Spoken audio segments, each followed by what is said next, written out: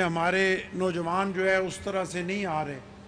ہمارے جو دور دراز، جیسے میں اٹک سے ہوں، وہاں پہ ڈگری کالج فتح جنگ تھا، بہت بڑی بلڈنگ تھی جو تقریباً بند ہو چکا ہے کیونکہ ہمارے بچوں کی تعداد بہت تھوڑی تھی وہاں پہ جو آئے. تو یقیناً میں بحیثیت گورنر، بحیثیت چانسلر، میرے لیے یہ بہت پریشان کن صورت حال ہے اور اس پہ توجہ دینے کی ضرورت ہے.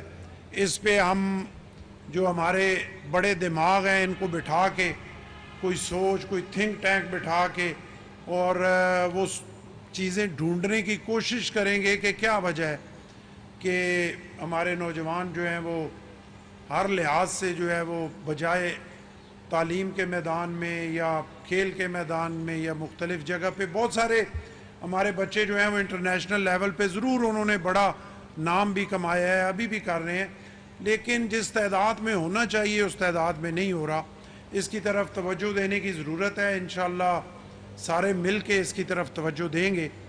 اور میں جو میرے اور بیٹے اور بیٹیاں یہاں پہ آج کامیاب ہوئے ان کو مبارکباد پیش کرتا ہوں، اور ان سے زیادہ مبارکباد ان کے والدین کو پیش کرتا ہوں، ان کے اساتذہ کرام کو پیش کرتا ہوں. اور آپ سے بھی میری یہ نصیحت یا گزارش ہے کہ یہ جو دو آپ کے والدین اور آپ کے اساتذہ ہیں، ان کا آپ نے بڑا خیال رکھنا ہے. مجھے پتہ ہے کہ پوری دنیا میں تعلیم جو ہے وہ مہنگی ہے، مشکل ہے، پاکستان میں بھی مشکل ہے.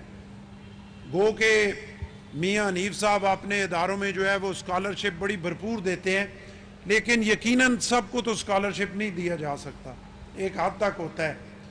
تو اس میں مشکل صورتحال ہے، اور اس مشکل صورتحال میں اگر آپ کے والدین نے مشکل حالات میں آپ کو یہ فیل نہیں ہونے دیا اور آپ کو تعلیم میں کوئی رکاوٹ نہیں آنے دی، تو یہ بہت بڑی ان کی ایک، میں سمجھتا ہوں کہ ان کو کھڑے ہو کے جو ہے وہ خراج تحسین بنتا ہے.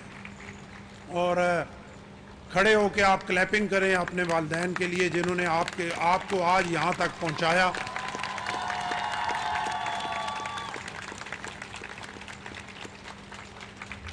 اور آپ کے اساتذہ کرام بھی بڑے عظیم ہیں جنہوں نے آپ کو توجہ دی، آپ کو گائیڈنس دی، آپ کو آگے بڑھنے میں مدد دی.